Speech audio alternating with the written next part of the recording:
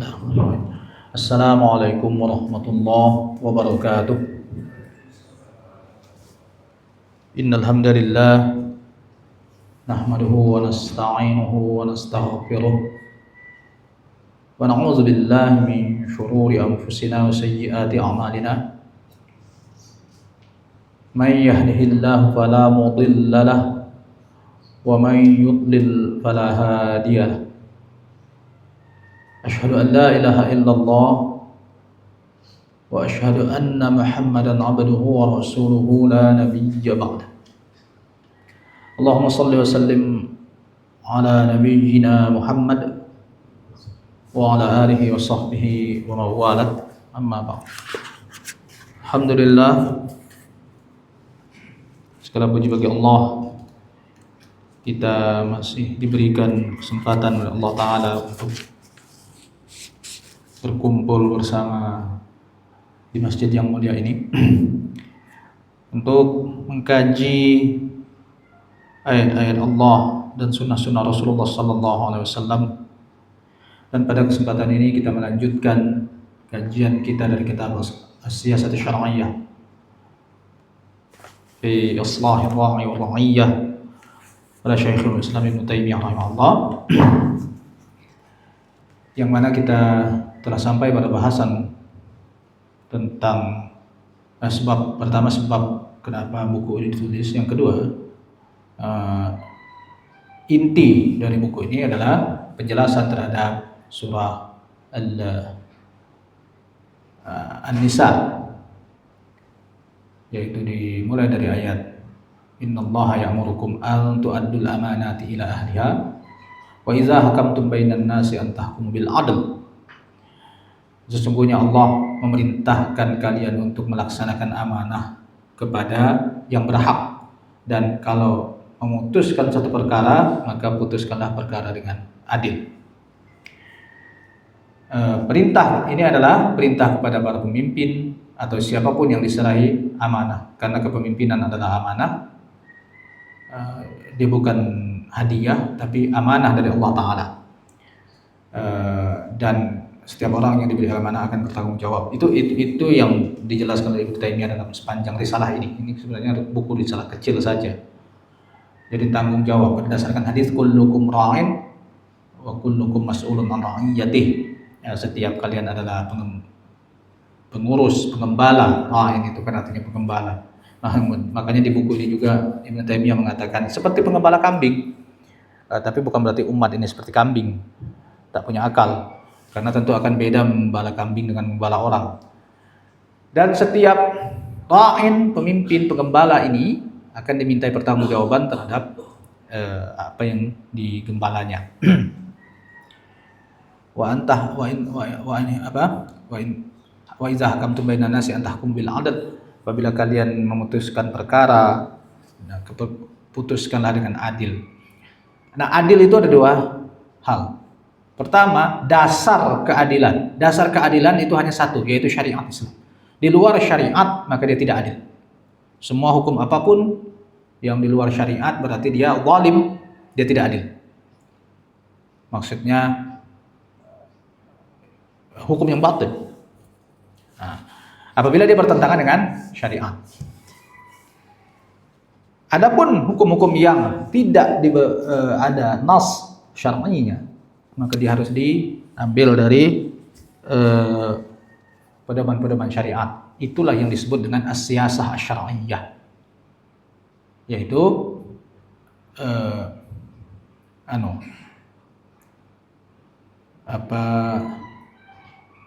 politik syar'i. Maksudnya apa?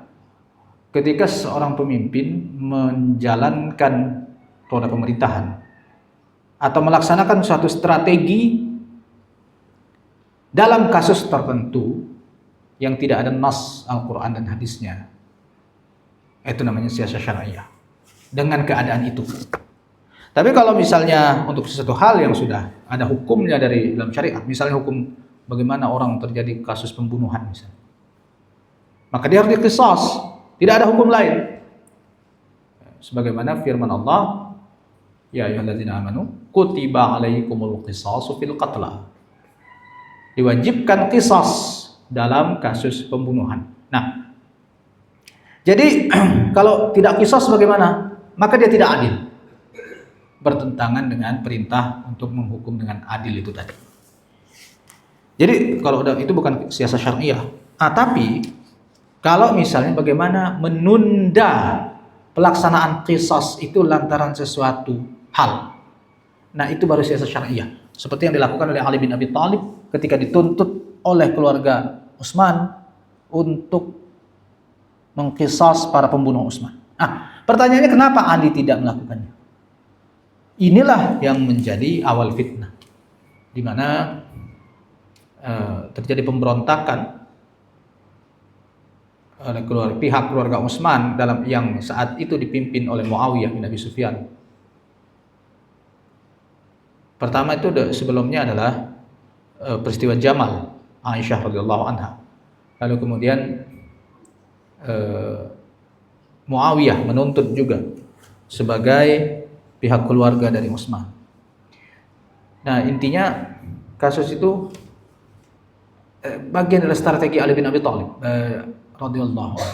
Artinya siasat syariah.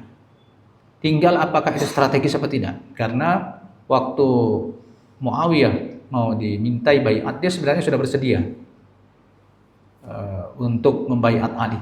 Dan tiba-tiba Ali membawa Malik al-Ashtar yang merupakan gembong, salah satu gembong pimpinan pembunuh Utsman itu. Jadi makin sakit hati dia. Jadi, kenapa bawa orang ini? Dia bukannya dihukum, malah dia yang dibawa untuk membaiat saya. Enggak jadi. Qisas dulu. Akhirnya perang. Gitulah gara-garanya. Jadi, nah, tinggal orang mikir bukan Ali tidak mau melaksanakan qisas, tetapi menunggu saat yang tepat bagaimana kelompok-kelompok ini karena masih punya kekuatan. Kira-kira begitulah. Itu bagian dari siasat syariah. Tetapi siasat syariah ini dia tidak mutlak benar dalam arti menjadi hujah bagi orang lain, tidak. Itulah kenapa terjadi. Jadi tidak 100% bisa disalahkan Muawiyah ketika dia marah. Kenapa orang yang membunuh Utsman ini malah dibawa untuk membaiat saya? Ya minimal kalaupun mau ini jangan bawa dia gitu. Kira-kira seperti itu. Nah, jadi itu bagian dari strategi. Strategi ini tidak mutlak benar, tidak mutlak salah. Tetapi ketika dia diputuskan oleh pimpinan, maka dia harus ditaati. Kecuali keputusan-keputusan pimpinan dalam hal siasat syariah, politik, tapi politik yang mengacu kepada Al-Quran dan Sunnah berdasarkan ijtihad pemimpin itu, maka dia harus ditaati sekalipun kita tidak setuju.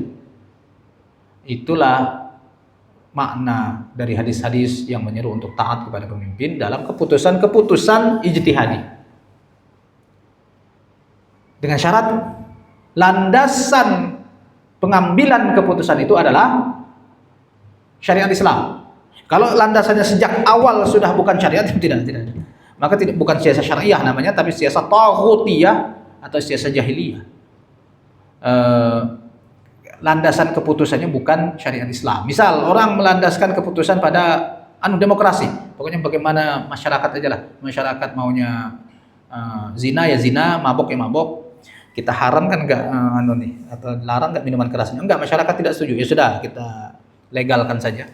Itu bukan siasat syariah. Karena itu malah siasat kufriyah,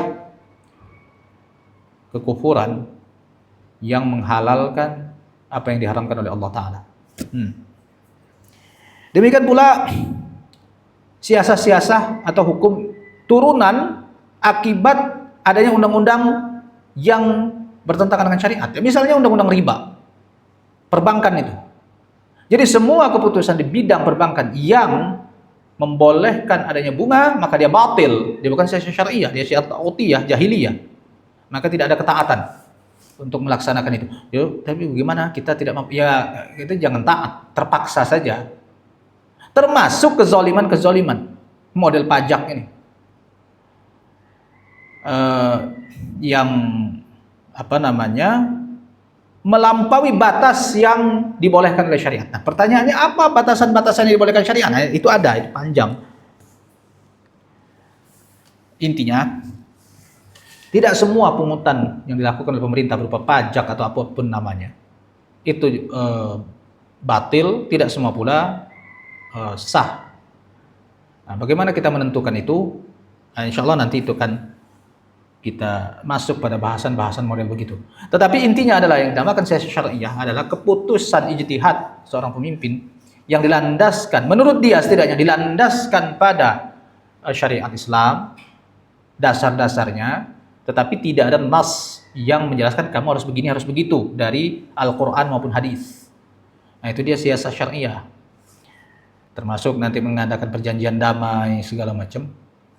Itu bagian dari siyasah syariah. Misal termasuk boleh nggak sih kita berdamai dengan Zionis Israel? Pada dasarnya hukum sebenarnya dalam hal ini ada juga yang bukan merupakan bagian dari siyasah syariah, tetapi bagian nas. Misalnya, boleh nggak berdamai dengan orang kafir? Ya boleh saja, jelas itulah yang dilakukan atau praktek yang dilakukan di masa Rasulullah Sallallahu Alaihi Wasallam maupun Khulafaur Rasyidin, melakukan perjanjian damai dengan orang-orang kafir. Tapi orang kafir yang bagaimana? Orang kafir yang memang punya kekuasaan berdaulat di kampungnya, di negerinya. Dia punya tanah sendiri. Nah, Zionis Israel seperti saat ini, dia tidak punya tanah sendiri. Jadi dia tidak ada istilah hukum itu legal standing untuk melakukan perjanjian damai apapun. Jadi semua perjanjian dengan Zionis itu batil. Semuanya batil, boleh dilanggar apabila ada maslahat. Misalnya gencatan senjata misalnya.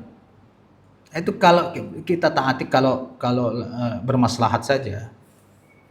Tapi kalau perjanjian damai dalam arti perjanjian menormalisasi yang diserukan oleh Amerika saat ini dengan istilah normalisasi atau tatbi' kalau bahasa Arabnya. Sudahlah, akui saja kedaulatan negara Israel, kita hidup berdamai, maka itu adalah perjanjian batil. Bahkan fatwa para ulama di awal-awal dulu, misalnya fatwa Dewan Ulama Palestina tahun 1935 yang dipimpin oleh Syekh Muhammad Amin Husaini di Al-Aqsa, mengharamkan, bahkan menyatakan siapa orang Palestina yang menjual tanahnya kepada Zionis maka dia murtad. Bagaimana kalau menyerahkan? Kemudian disusul dengan fatwa-fatwa para ulama Al-Azhar waktu itu, baik yang di tahun 47 sebelum berdirinya negara Zionis dan setelah itu tahun 52, semuanya mengharamkan perdamaian itu.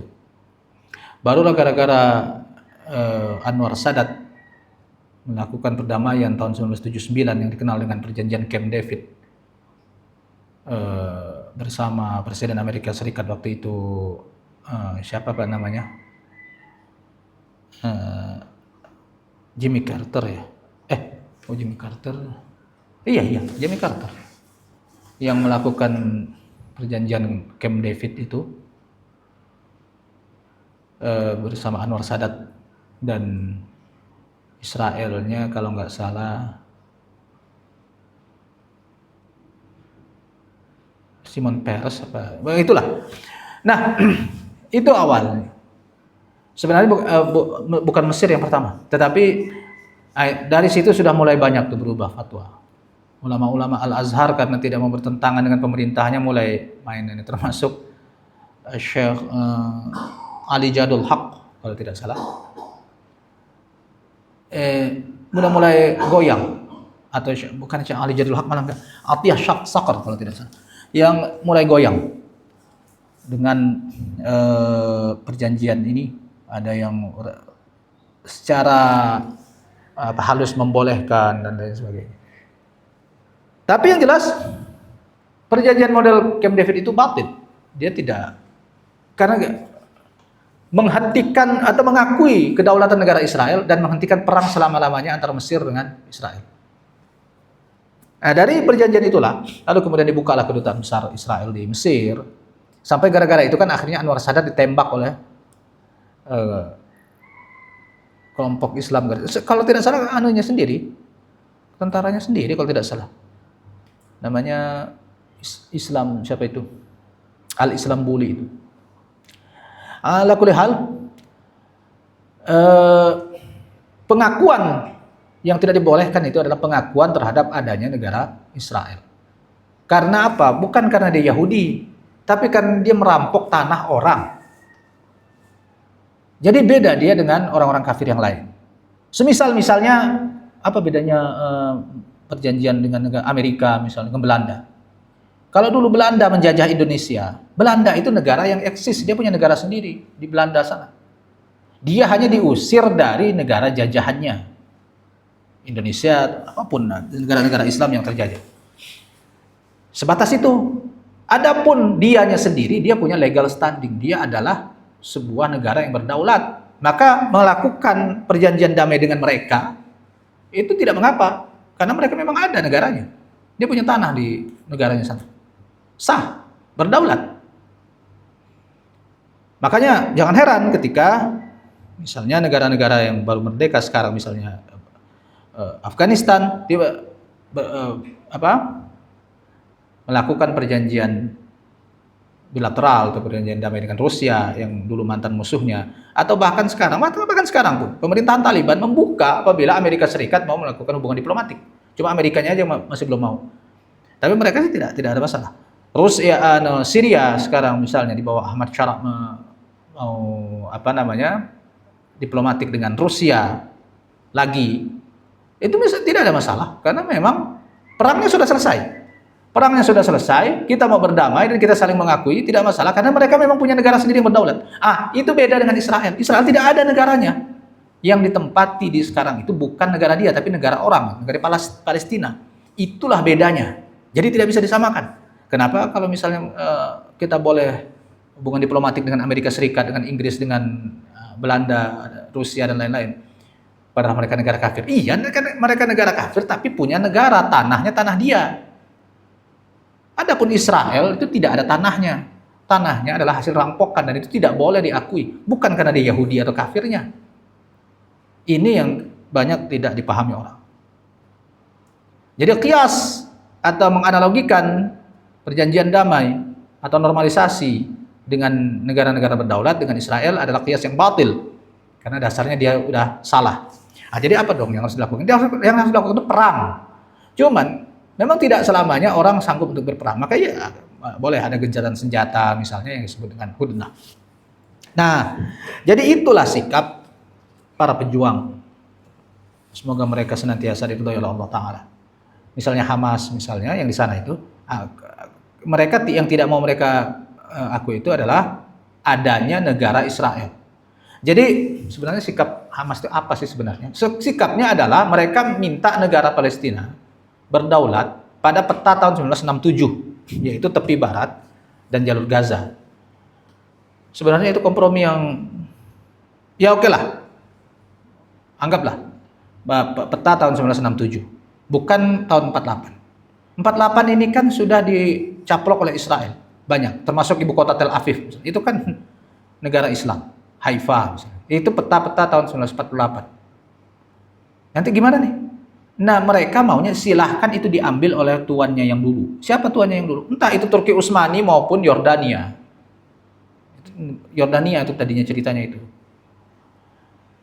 Atau siapapun lah. Yang penting bukan Israel. Kira-kira itu. Jadi merekanya tidak mau adanya mengakui negara Israel. Tapi kalau tanahnya silahkan berikan kami yang tahun 67 saja, bukan 48. Jadi siapa nanti yang menguasai Tel Aviv? Siapa yang penting bukan Israel. Kira-kira itu. Itu yang menjadi alot yang akhirnya ya sih.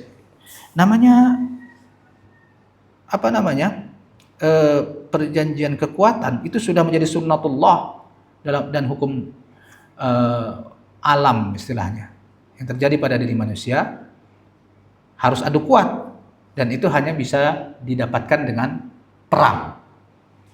Itulah kenapa Allah Ta'ala mewajibkan perang. Loh kok jadi perang wajib? Ya Allah Ta'ala yang berfirman, kutiba alaikumul qital, wa huwa kurhul lakum. Diwajibkan atas kalian berperang meski kalian tidak suka. Tapi bagaimana ya? Bahasaan takrahu syai'an wa huwa khairul lakum. Bisa jadi kamu tidak suka, itulah yang terbaik. Atau sebaliknya, wa asa'an tuhibbu syai'an wa huwa syarrul lakum. Kalian suka sesuatu, tapi itu buruk buat kalian. Wallahu ya'lamu wa antum la ta'lamun. Allah yang tahu, kalian enggak tahu. Jadi laksanakan saja perintah Allah. Allah suruh perang ya perang. Nah, kapan perang itu menjadi wajib? Nah, kalau musuh sudah bercokol di sebuah negeri kaum muslimin, maka perang menjadi wajib, fardu ain bagi penduduk negeri tersebut. Maka fardu ain bagi seluruh penduduk Palestina tanpa kecuali untuk berperang sesuai dengan apa yang mereka mampu. Mereka mampunya dengan lisan ya lisan. Tapi tidak ada yang boleh mengakui atau menghentikan perang secara mutlak. Menghentikan perang dalam gencatan senjata sah-sah saja, tetapi secara istilahnya normalisasi ini tidak boleh. Nah, itulah pembatasan mana yang disebut dengan siasat syar'iyah, mana yang bukan. Gencatan senjata itu siasat syar'iyah, tetapi normalisasi bukan siasat syar'iyah, tapi dia adalah sebuah kebatilan dan boleh dilanggar meskipun sudah ditandatangani. Itu yang dikatakan oleh Imam Syafi'i dalam kitab ketika menjelaskan hukum surah At-Tahrim, di mana Al-Mumtahanah, di mana wanita-wanita yang hijrah dari Mekah ke Madinah wajib diterima oleh Rasulullah sallallahu alaihi wasallam, padahal perjanjian Hudaybiyah telah menyatakan siapapun yang hijrah dari Mekah ke Madinah wajib dikembalikan ke Mekah. Maka ketika para wanita ini yang hijrah, Allah melarang Rasulullah untuk mengembalikan mereka ke keluarga atau suami-suami mereka di Mekah. Loh, kok ini perjanjian Hudaybiyah begitu? Nah, ada dua versi para ulama kenapa wanita tidak boleh dikembalikan. Ada yang mengatakan bahwa mereka tidak masuk dalam diktum perjanjian karena mereka perempuan. Sementara ulama lain seperti Imam Syafi'i mengatakan mereka termasuk, tetapi perjanjiannya menjadi batil, bukan batil. Ada hal yang maslahat bagi kaum muslimin yang harus lebih diambil dibanding dengan mematuhi perjanjian itu, yaitu bahwa wanita tidak boleh dikembalikan. Yang dikembalikan laki-laki saja. Jadi pada masa era perjanjian Hudaybiyah itu kalau ada laki-laki masuk Islam dari Mekah mau hijrah ke Madinah harus ditolak oleh Rasulullah SAW dan dikembalikan ke Mekah. Itu yang terjadi pada Abu Basir dan Abu Jandal. Tapi kalau perempuan aslinya juga harus ditolak. Tapi turunlah surah Al-Mumtahanah itu tidak boleh, harus diterima dan putus hubungan mereka dengan suami-suami mereka yang ada di sana. Tunggu masa iddah, nanti boleh dinikahi. Itulah pesan dalam surah Al-Mumtahanah. Imam Syafi'i mengambil kesimpulan dari situ adalah perjanjian yang merugikan kaum muslimin boleh dilanggar. Itu dalam Jadi, biarpun sudah ditandatangani, kalau dia batil secara syariat, boleh dilanggar. Kalau dia merugikan kaum muslimin. Misalnya perjanjian apa? Apalagi kalau memang dia batil sedari awal. Perjanjian Hudaybiyah itu tidak batil sedari awal. Hanya beberapa poin tertentu yang batil boleh dilanggar. Kira-kira seperti itu pemahaman Imam Syafi'i dalam Nah, ini sebenarnya kita belum masuk pada pembacaan lanjutan ini. Kemudian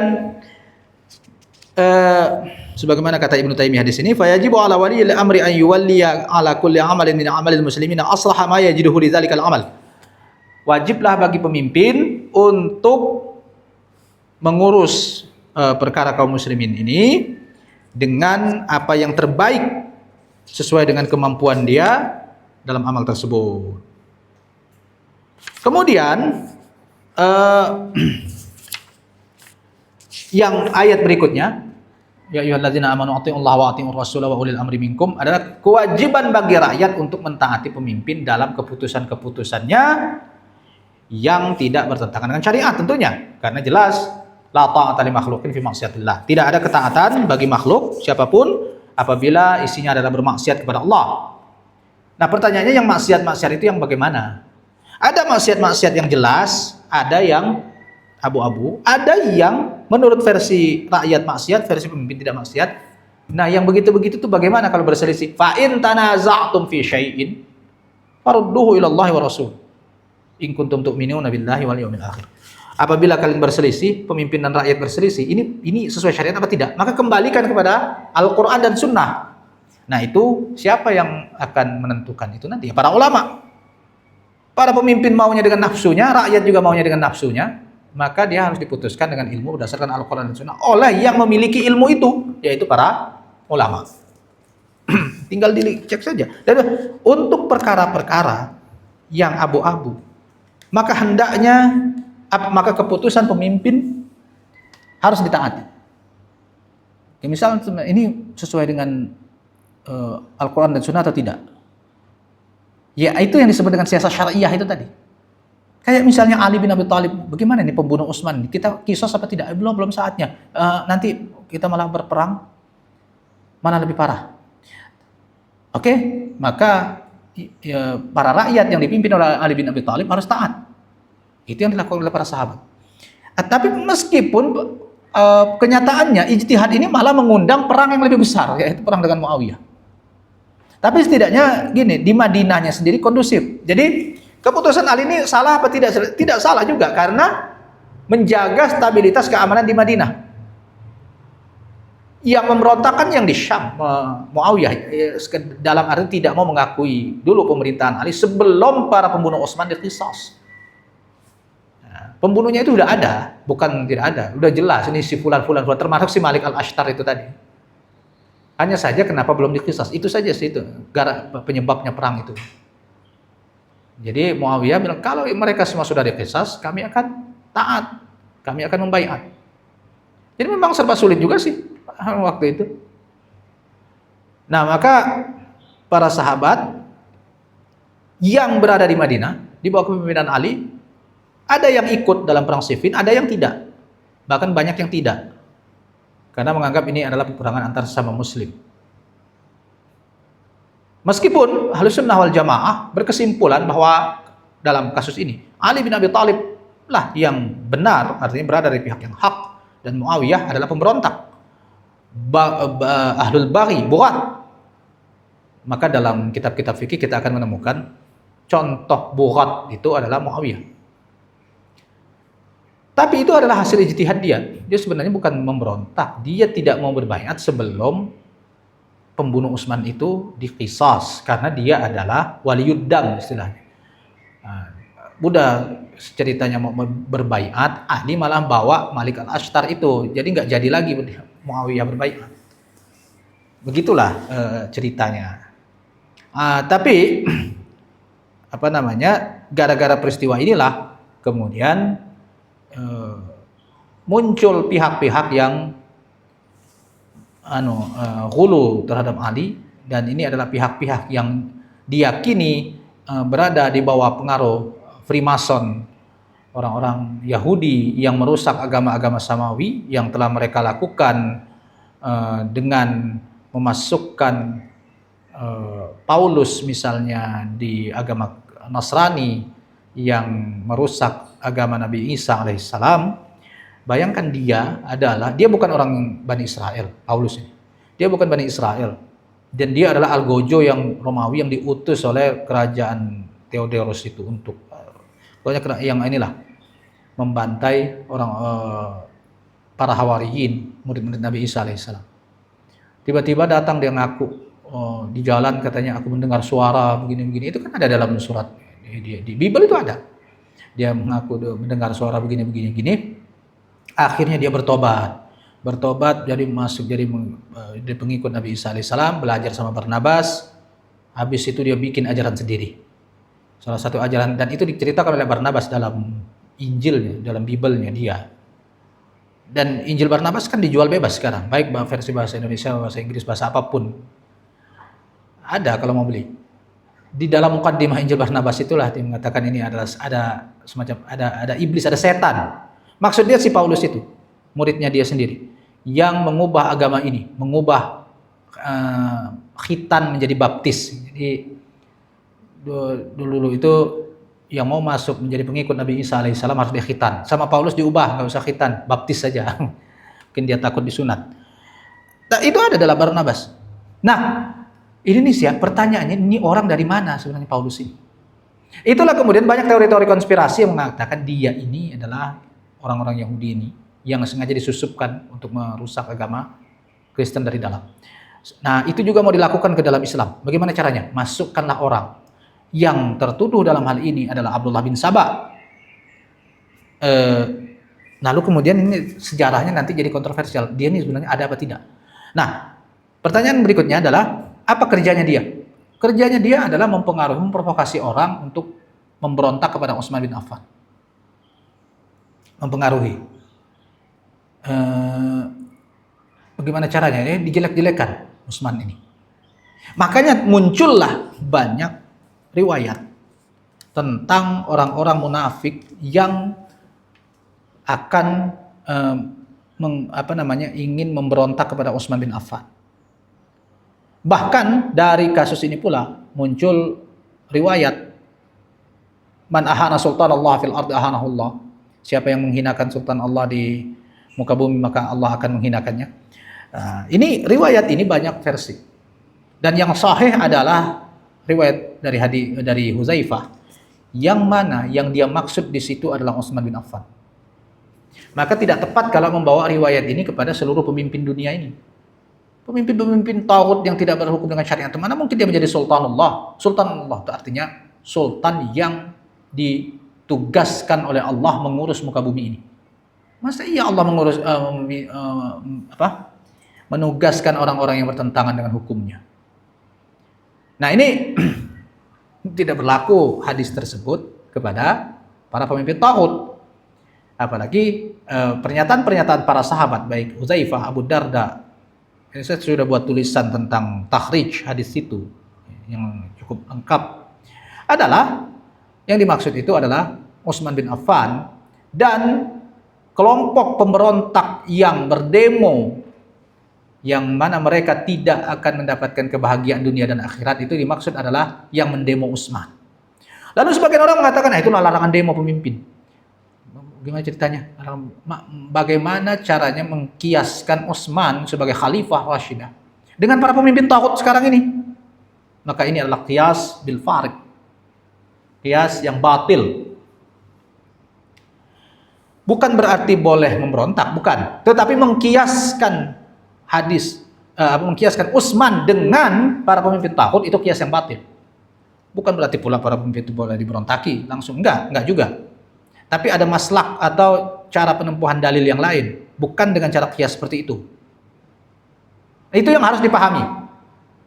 Nah, jadi ceritanya mulailah Abdullah bin Sabah ini bikin segala macam konspirasi sampai terjadilah pembunuhan Utsman. Lalu kemudian setelah itu dia harus merusak lagi persatuan kaum muslimin dengan cara bagaimana? Nah, ini kebetulan nih perang Ali dengan Muawiyah. Mari kita angkat Ali.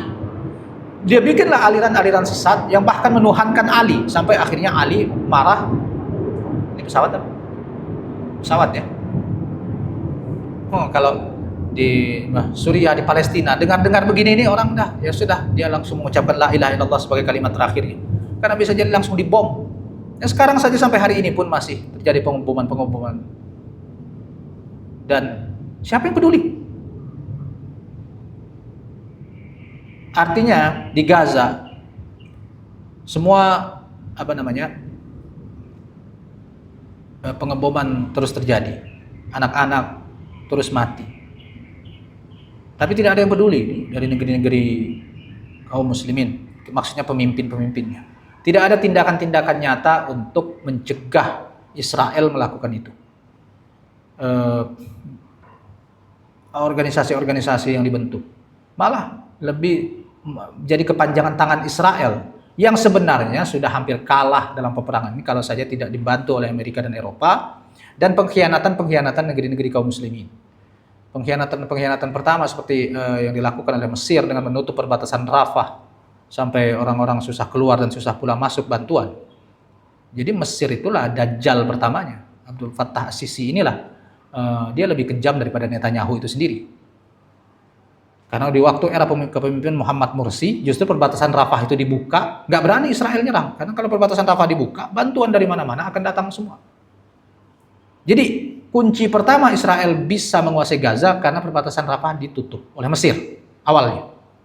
Sampai-sampai orang mau keluar situ harus bayar 70 berapa dolar itu sih, $1.500 kalau tidak salah. Itu diceritakan oleh orang-orang Palestina yang keluar, yang datang ke sini ketemu dengan kita. Dia cerita, kami bisa keluar kalau bayar pada tentara Mesir itu sekian ribu dolar. Bagaimana ceritanya? Mereka malah minta bayaran. Ya, orang jadi dajjal ya, bagaimana? Dia tidak peduli dengan ini sesama bangsa Arab, sesama Muslim, dia nggak peduli itu. Makanya orang Arab kalau dia sudah munafik, dia lebih jahat daripada Yahudi Nasrani itu sendiri. Lihat Suriah, orang sesama Arab membantai sesama ininya sendiri, jauh lebih kejam daripada Yahudi dan Yahudi. Tidak ada penjara di Israel yang model Sitnaya. Saya kan pernah cerita kan, sepulang saya dari Suriah bagaimana penjara Sitnaya itu. Di Bashar Assad tega membunuh orang dengan menggoroknya. Dan puluhan ribu orang dikubur begitu saja. Di Israel nggak ada seperti itu. Belum pernah ada Israel membunuh orang seperti itu. Makanya bahkan kita bisa melihat Israel sebenarnya orang-orang takut darah. Dia tidak berani. Pernah nggak ada? Mungkin ada, tetapi pembunuhan dari jarak dekat dilakukan oleh Israel itu mungkin ada. Tapi biasanya tidak dalam bentuk seperti yang dilakukan oleh komunis-komunis Arab. Seperti pimpinan Suriah Bashar Assad ini dan keluarganya. Dan belum ada juga cerita pemerkosaan massal oleh Israel dari tahun 48 sampai tidak ada. Tapi pemerintahan Assad era Hafiz Assad tahun 82 di Hama melakukan itu di dalam masjid. Jadi yang benar-benar kalau kita mau tahu sejarahnya bagaimana, ya orang-orang Arab munafik ini jauh lebih kejam daripada orang-orang kafir. Kalau mereka munafik bisa jadi mereka beraliran sesat seperti komunis, seperti seluruh derivasi partai Ba'ath, komunis Arab, PKI-nya Arab, yang diadopsi oleh Saddam Hussein di Irak dan Hafiz Assad di Suriah. Sekalipun akhirnya mereka pecah kongsi sendiri, maka ketika Irak diserang itu malah Suriah malah mendukung penyerangan pada Irak. Nah itulah. Karena yang penting kepentingan mereka sendiri sebenarnya. Padahal sesama komunis. Berasal dari partai yang sama, yaitu partai Ba'ath. Jadi intinya apa tadi? Apa yang terjadi di Palestina misalnya akibat pengkhianatan yang dilakukan oleh negeri-negeri kaum muslimin. Maka pembunuhan-pembunuhan ini terjadi terus tanpa ada balas misalnya. Mana? Minimal kita juga melihat kalaupun tidak mampu mencegah itu, ada pembalasan, ada qisas. Siapa yang akan melakukan qisas itu? Selama ini sih yang melakukan qisas itu Iran aja. Tahun lalu lumayan Iran ngebom di Tel Aviv, ribuan juga orang Israel itu mati. Dan hancur juga gedung-gedung di Tel Aviv itu. Nggak tahu banyak apa tidak, tapi kalau kemarin-kemarin sih waktu perang Amerika dengan Iran itu, di stasiun-stasiun TV di Indonesia ini hampir semua, Metro TV, TV One semuanya jadi pro Iran semua. Mungkin lagi kesel sama Amerika apa gimana nih orang-orang pemilik TV ini.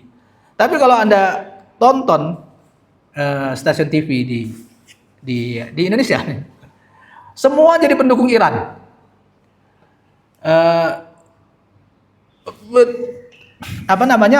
Terlepas dari apa yang memang sih kalau kita lihat dari hukum internasional, apa yang dilakukan Israel dan Amerika Serikat melanggar hukum internasional terhadap Iran. Mana boleh satu negara menyerang negara lain dengan alasan yang dibuat-buat seperti itu. Misalnya, oke lah Amerika menyerang Iran atas landasan apa? Menurut hukum internasional, penyerangan satu negara hanya boleh dilakukan dengan mandat PBB. Ada mandat PBB? Tidak ada. Jadi mereka nyerang begitu aja. Kemudian muncul pula Israel yang bukan bagian dari Dewan Keamanan PBB menyerang Iran. Itu kan agresi, itu kan melanggar hukum internasional. Ya, kalau dari sudut itu, ya Iran membela diri, objektif lah. Terlepas mereka sesama kafir, Cuma kekafiran Iran, dia Syiah, bukan kekafiran yang diijma oleh para ulama. Sementara kekafiran Yahudi dan Nasrani dan Amerika Serikat adalah kekafiran yang ijma. Jadi beda dong. Makanya kenapa banyak orang mendukung Iran dan masih menganggap Iran itu sebagai Islam? Maksudnya Syiah Rafidah ini masih Muslim apa tidak? Ya karena para ulama sendiri kebanyakan menganggap itu. Lihat, otoritas Al-Azhar misalnya Mesir, mereka menganggap Syiah Rafidah bagian dari Islam. Tapi mereka mengakui Syiah aliran sesat, ya, tapi masih Islam. Kira-kira begitu keputusan Al-Azhar. Kalau di Indonesia ini mana yang mengkafirkan Syiah Rafidah, mana? Organisasi mana yang tegas? Wallahu alam, saya belum dapat pernyataan tegas. Tapi kalau misal NU misalnya, ya mereka aliran sesat, tidak boleh berkembang di sini, tapi mereka masih Muslim. Kira-kira gitu.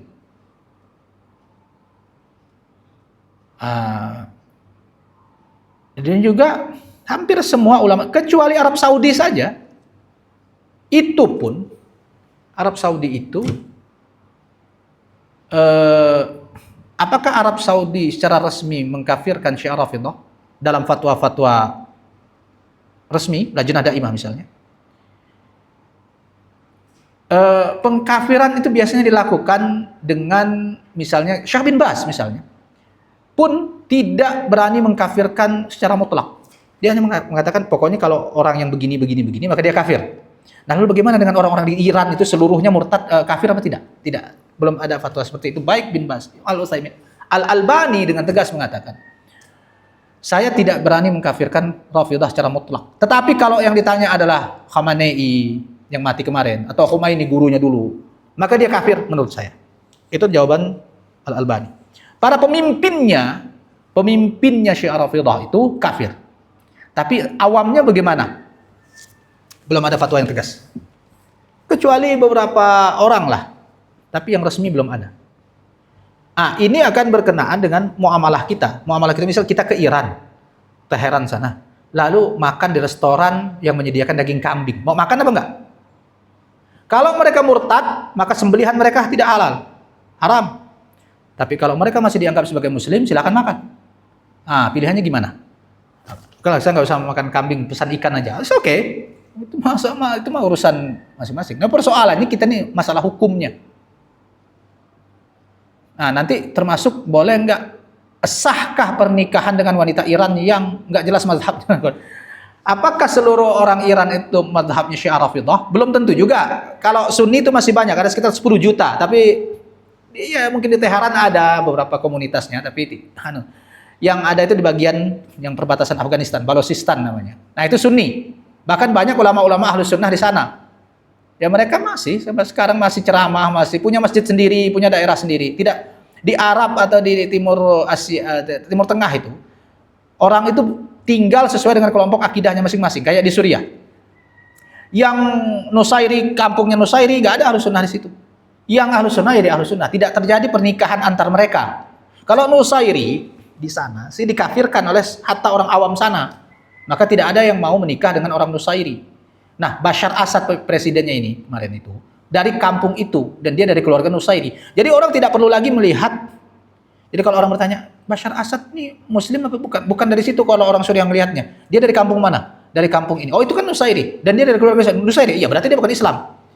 Orang sana menilainya begitu. Maka tidak akan ada yang mau menikahkan dengan keluarganya. Tidak terjadi pernikahan antar mereka. Karena menganggap saling mengkafirkan. Baik Nusairi kepada Ahlus Sunnah itu saling mengkafirkan. Gitu kalau di sana. Durus misalnya. Juga tidak ada pernikahan antar Durus dengan Ahlus Sunnah. Jadi orang sana itu memang kamu muslim mana? Saya Sunni gitu. Jadi penyekatan-penyekatan itu memang sudah ada sebagai identitas. Tapi mereka sebelumnya sih hidup damai-damai saja selama tidak ada konflik. Karena kampungnya memang udah beda-beda. Nusairi tinggal di sini, Ahlus Sunnah tinggal di sini. Tidak saling kalau kita kan nyampur semua. Kalau mereka enggak. Kira-kira seperti itu keadaan geografi di sana. Nah, di Iran pun begitu. Di perkampungan Sunni ya Sunni, Syiah ya Syiah. Nah, pertanyaannya balik lagi pada pertanyaan tadi itu. Apakah semua penduduk Iran yang 90 juta itu kafir atau pemimpin-pemimpinnya saja? Tapi yang jelas ajaran Syiahnya sendiri gimana? Ajaran Syiah Rafidhahnya sendiri boleh dibilang sepakat para ulama adalah ajaran kekufuran. Paling tidak mengandung kekafiran. Penuhanan terhadap Husain, misalnya madat ya Husain, minta tolongnya kepada Husain bukan kepada Allah. Itu jelas kesyirikan. Menurut mazhab manapun. Adapun sebagian ulama Al-Azhar saat ini yang mengatakan pembolehan menyebut madat Husain segala macam itu tidak lebih dari fatwa-fatwa yang jelas bertentangan dengan Al-Quran dan Sunnah. Mau pakai mazhab manapun, kecuali mazhab Sufi yang hulu. Nah, karena di Mesir itu tasawuf atau Sufinya hulu. Ada kuburan situ namanya kuburan Sayyid Badawi. Itulah yang sering ditawafi orang orang Sufi. Tapi menurut mereka Sufi Sunni. Mana ada Sufi Sunni. Tapi klasifikasi dari versi mereka. Yang jelas Sayyid Badawi ini bukan Syiah, tetapi Sufi yang di mana orang-orang ini suka tawaf di kuburannya. Kerjaan-kerjaan mereka lah. Bahkan ada yang sujud di kuburannya pula. Ini kan menurut kita ini kekufuran, tapi menurut mereka enggak. Ya si Sufi itu. Nah, Sufi inilah yang banyak mengakomodir ajaran Syiah karena ada kesamaan. Itu pula yang menyebabkan orang menjadi ragu si Rafidhah ini kafir atau tidak. Tapi ajarannya menurut standar Ahlussunnah dalam semua mazhab, hatta Asy'ariyah dan Maturidiyah, ini adalah ajaran kekufuran. Itulah mengapa Taliban di Afghanistan dia melarang semua praktek penyembah kuburan itu, baik Sufi maupun Syiah. Kemarin Karbala Husain 10 Muharram kemarin itu kan hari Husain Karbala. Perayaan di Afghanistan diawasi ketat oleh Taliban. Tidak boleh keluar pokoknya inilah di ketat lah. Berbeda dengan dulu, mereka bebas. Karena di sana banyak Syiah itu, Afghanistan itu banyak. Bahkan alirannya bukan Rafidhah, bukan kayak Iran, lebih sesat, namanya Ismailiyah. Dia lebih sesat. Orang-orang kalau kita tanya itu, nah, kebanyakan tuh yang di puncak itu, kalau ketemu dengan orang pengungsi Afghanistan, matanya sipit, itu namanya suku Hazara. Mereka adalah penganut Syiah Ismailiyah. Jangan dekat-dekat sama mereka. Apalagi sampai menikahkan anak sama mereka. Kenapa? Karena saya melihat beberapa aktivis Hazara itu di video YouTube-nya menikah dengan orang-orang yang mungkin tidak tahu bahwa mereka ini kufur. Nah, nama alirannya Ismailiyah. Dia lebih sesat daripada Isna Asyariyah yang ada di Iran. Kalau di Iran itu Rafidhah, Isna Asyariyah, Ja'fariyah. Nah, Ismailiyah ini lebih sesat daripada itu. Nah, orang-orang Afghanistan Hazara kebanyakan yang ngungsi-ngungsi di puncak di mana itu ada perkampungannya. Cirinya adalah mereka orang Afghanistan matanya sipit. Berarti itu biasanya Hazara. Mungkin ada saja yang Sunni di mereka. Tapi kebanyakan sih kalau yang sampai ngungsi-ngungsi itu biasanya sih berasal dari mazhab Syiah itu. Dan kalau dilihat dari aktivitas-aktivitas di media sosial dan di ini memang sepertinya ada yang nunggangin mereka untuk menyebarkan ajaran Ismailiyah ini. Syiah Ismailiyah ini berkembang di Makassar, ada komunitasnya, dan saya mengikuti blog satu orang yang menikah dengan orang di Sulawesi sana. Gitu. Pokoknya kalau misalnya ada perayaan Husain yang Karbala ini mereka ngikut, dan ada beberapa sebagian masjid-masjid mereka sepertinya yang intinya mereka beda juga dengan Iran. Maksud saya di Afghanistan tuh banyak jutaan orang yang sudah eksis sejak ratusan tahun yang lalu. Jadi nggak bisa, dan mereka inilah yang selalu bersuara di dunia internasional. Taliban itu kejam. Kenapa? Karena mengintimidasi kami. Karena mereka dianggap kafir oleh Taliban sendiri. Ismailiyah ini dianggap kafir. Makanya kalau ada orang Ismailiyah yang mau masuk ke Ahlussunnah atau nikah sama Ahlussunnah, diwajibkan syahadat ulang oleh pemerintahan Taliban. Maksud saya, Taliban kan Maturidiyah. Dia bukan Salafi Asy'ariyah. Kebanyakan ya. Tetapi mereka pun mengkafirkan ajaran yang tawaf-tawaf di kuburan ini. Jadi biarpun mereka Maturidiyah, tapi kalau tawaf di kuburan, mereka akan melarang itu. Kalaupun membolehkan, terbatas. Silakan kalian masuk ke sini, tapi tidak boleh ada perayaan yang sedemikian besar, seperti di makam Sayyid Badawi Mesir sana, atau di Tarim, di kuburannya Nabi yang sering dilakukan oleh Termasuk yang paling banyak tuh orang-orang Indonesia yang belajar di Tarim, di ma'hadnya Habib Umar bin Hafiz.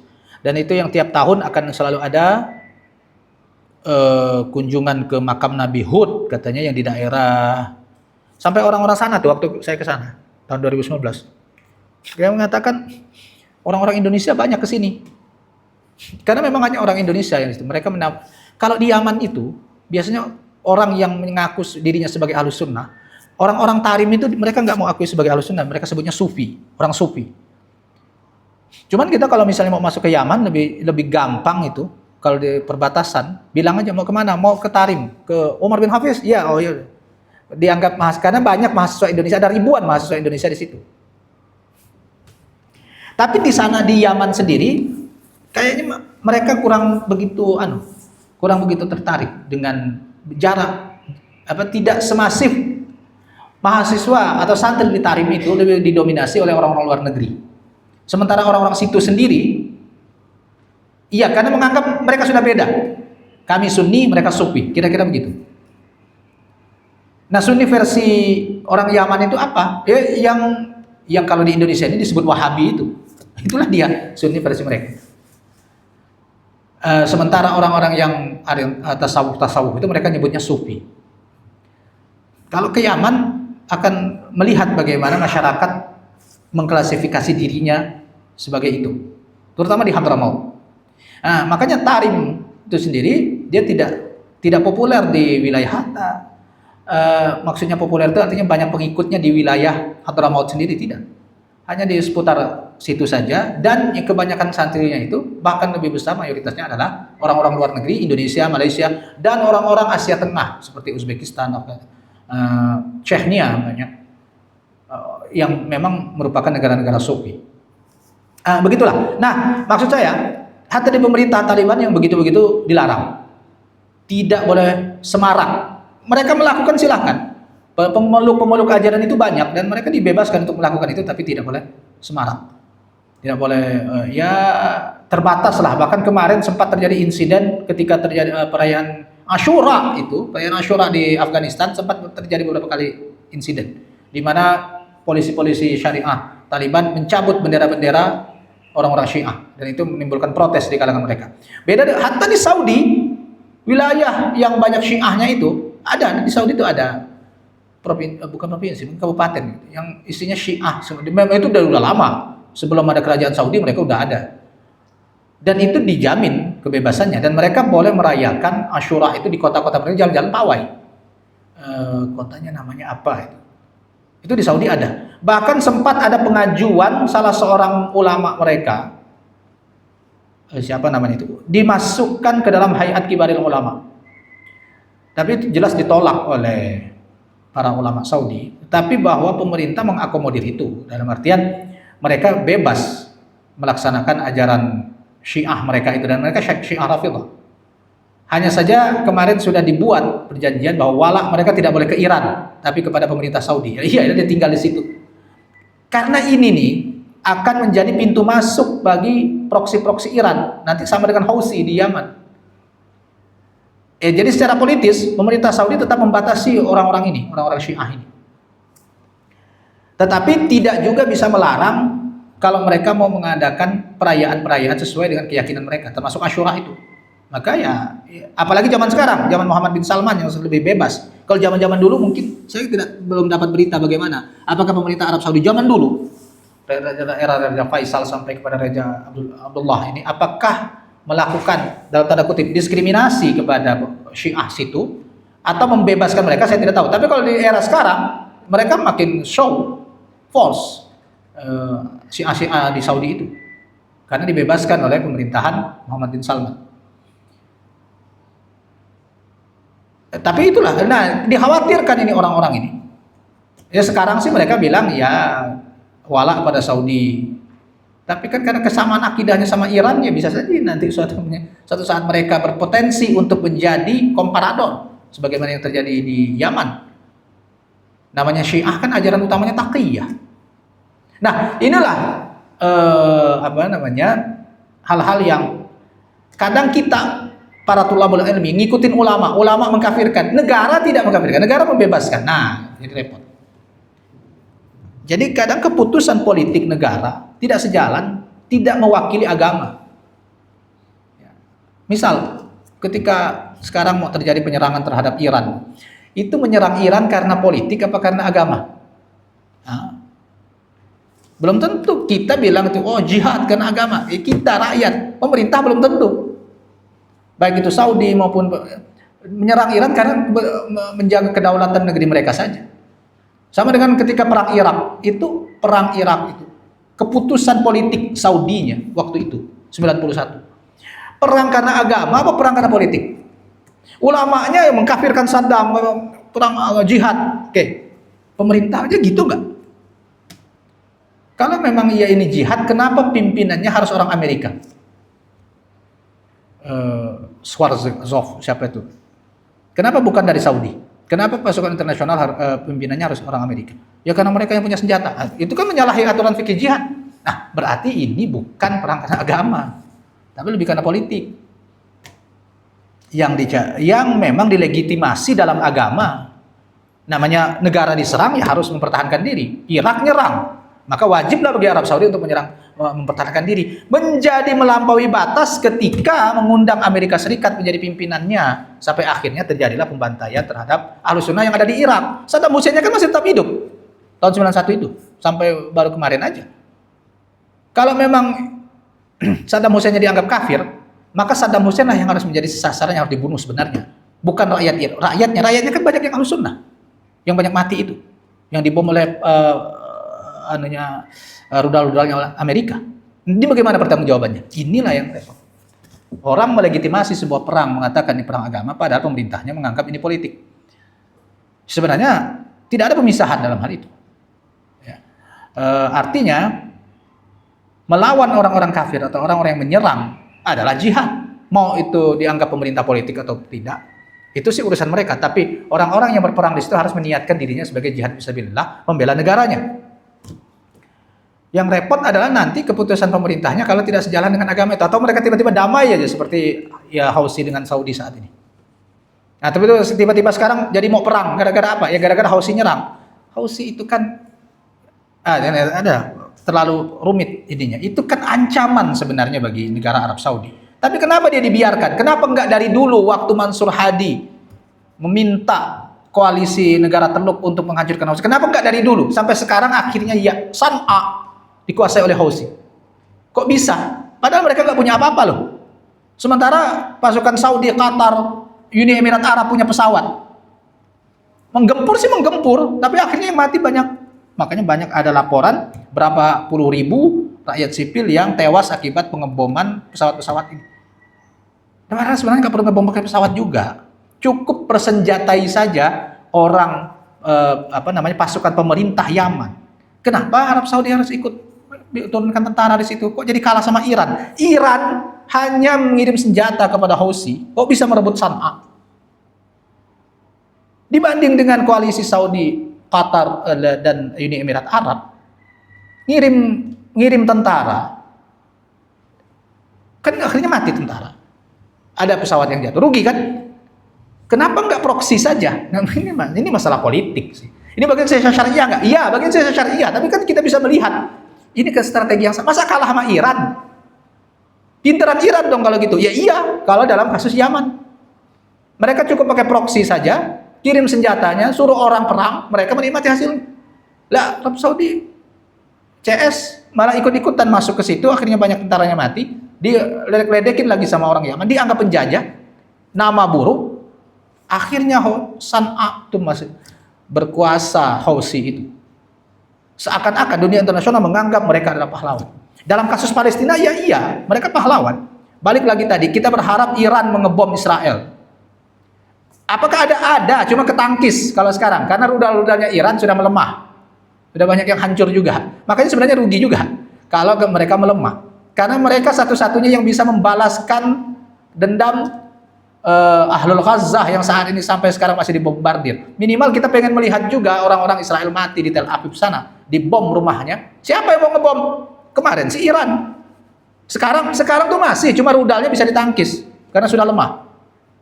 Dan pertahanan udara Israel itu sebenarnya sudah makin melemah. Cuma disupport terus oleh Amerika Serikat.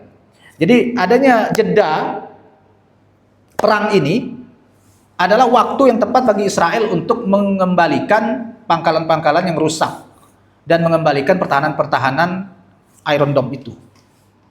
Kalau dulu dibombardir terus-menerus, jebol juga mereka. Setidaknya ada pembalasan. Kalau nggak Iran, siapa yang mau diharapkan ngebom Israel? Nah sekarang pilihannya, alih-alih ngebom Israel, dia ngebom ke Saudi. Bagusan mana? Dia ngebom Israel apa ngebom Saudi? Kan harusnya dia suruh saja, dipancing, terus, disupport terus untuk terus ngebom Israel. Biarkan saja mereka saling berperang. Ahlus Sunnah jadi penonton. Ahlus Sunnah ini timbang nonton aja berisik. Perang enggak, berisik iya. Harusnya support saja mereka saling perang, dan Ahlus Sunnah yang mengambil keuntungan dari situ. Mereka melemah misalnya, dan alhamdulillah kayak Suriah itu akhirnya bisa merdeka gara-gara Irannya melemah karena perang sama Israel. Hizbullah melemah karena perang Israel, akhirnya pasukan Suriah, Mujahidin Suriah berhasil mengambil alih kekuasaan. Itu salah satu hikmah dari konflik Palestina ini. Jadi melemah, Hizbullah itu kan termasuk paling kuat. Mereka itu yang paling banyak membantai. Hizbullah itu membantai lebih banyak daripada Israel. Tapi di Suriah itu banyak orang tidak tahu. Dan itu yang oleh mahasiswa-mahasiswa Iran sekarang ini di Indonesia yang ada di Iran ini mempropagandakan, oh ini mana mereka adalah pejuang Palestina gini. Iya, oke, betul. Dalam Palestina memang kalian sedang berjuang melawan Israel. Iya, oke, kita akui itu. Tetapi kalian berusaha menyembunyikan pembantaian yang kalian lakukan di Suriah yang jauh lebih banyak korbannya daripada Israel membantai Ahlus Sunnah. Inilah peliknya. Dan tidak banyak orang yang tahu akan hal ini. Jadi gimana dong? Ya udah, pertempuran segitiga. Nah, untuk sementara yang real berperang adalah Israel dengan kelompok-kelompok Syiah ini. Biarkan saja harusnya. Biarkan saja mereka berperang. Lalu kemudian apa yang harus dilakukan negara-negara seperti Suriah? Kenapa harus menggagalkan penyelundupan senjata dari Iran ke Lebanon untuk Hizbullah? Kalau Suriah kepentingannya jelas, karena musuh mereka sejak awal adalah Hizbullah. Kalau senjata ini jatuh ke tangan Hizbullah, sangat berpotensi untuk kembali menyerang Suriah karena mereka masih dendam dengan itu. Maka keputusan Suriah untuk menggagalkan pengiriman senjata itu adalah tepat demi keamanan nasional Suriah. Tapi memang Iran bisanya nyelundup tuh hanya dari Suriah. Karena cuma itu perbatasan, karena itu cuma itu negara yang bisa dilewati. Irak tidak berbatasan langsung soalnya. Harus lewat Turki, lebih parah lagi, nggak mungkin. Nah, ini gitu ceritanya. Jadi konflik ini akan panjang. Tinggal bagaimana apakah kaum muslimin Ahlus Sunnah bisa mengambil manfaat dari konflik antara orang-orang Syiah dengan Israel ini, Amerika ini. Kita tunggu saja dan kita berdoa kepada Allah Ta'ala agar menyelamatkan kaum muslimin terutama Ahlus Sunnah dan membiarkan orang-orang zalim saling berperang antar sesama mereka. Itu yang bisa saya sampaikan, mudah-mudahan ini bermanfaat dan insyaallah kita akan bahas terus kajian siasah syariah ini dengan informasi-informasi terbaru dan bagaimana kaidah-kaidah syariah bagi kita untuk menyikapi hal-hal tersebut. Semoga Allah Ta'ala meridai kita semua dan mengampuni kesalahan-kesalahan kita. Salah dan janggal saya mohon maaf. Akhirul kalam wabillahi taufiq wal hidayah. Wassalamualaikum warahmatullahi wabarakatuh.